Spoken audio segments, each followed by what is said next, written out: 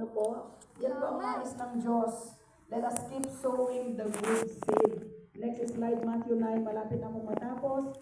Verse 37, pakibasa natin. Ang sabi dyan, Jesus said to his followers, there is such a big harvest of people to bring in, but there are only few workers to help harvest them. How can you grow? How can you expand? How can you multiply? Kung kukunti ang workers, kukunti ang manggagawa. Parang si pastor na lang hanggang katapusan ng mundo. Parang iilan na lang. Ayun si hindi po. Oh my God. Work tayo ay tinawag ng Panginoon. Di ka ng Diyos. Amen po ba? Magtulong-tulong tayo. Gusto natin ng expansion?